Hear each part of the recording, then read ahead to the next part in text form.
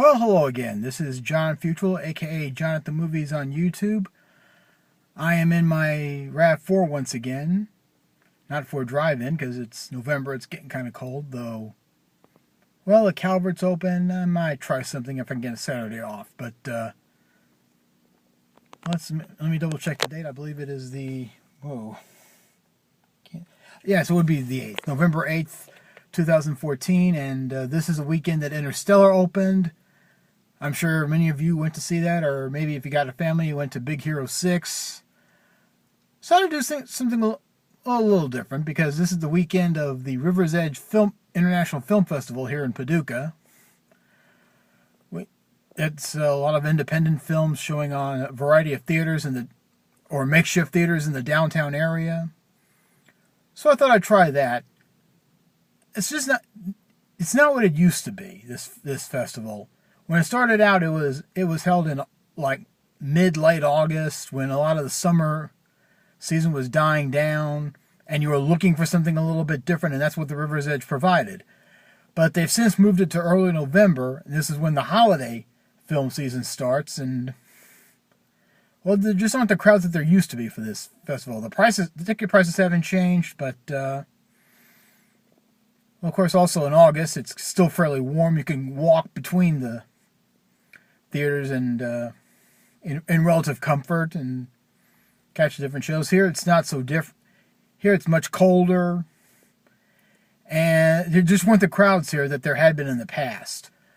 Let's see. There are like two theaters in the Market House area that I went to. The main theater, they had a program called Abandon.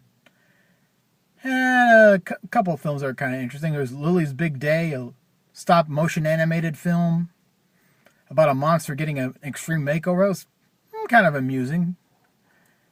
The paper-cut animation, like the original South Park.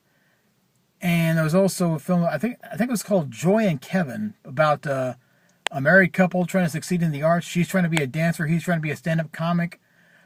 She did her own choreography for the film. He wrote his own stand-up material, which makes it feel a little real, more real. Not too bad. And then I went to the Market House Specialty Theater. I think that's what it's called. I think it's been called the Black Box Theater in the past. It's like a smaller, more intimate place.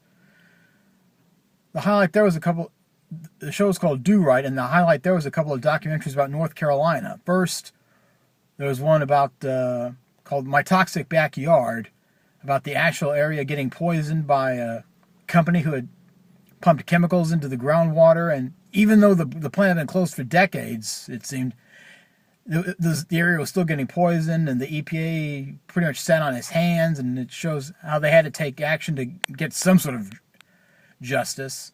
And of course, at the end was a short about the North Carolina film industry being threatened by the closing of a tax loophole that helped, or tax incentive that kept business in town, or in the state.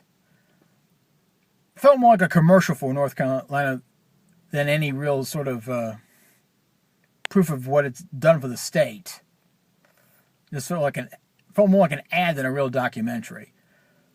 But nice, but not what it has been. So I'm definitely looking forward to Interstellar next weekend. I'll probably make the trip to Evansville for the IMAX theater. So until then, this is John Futrell, aka John at the Movies on YouTube. See you at the movies.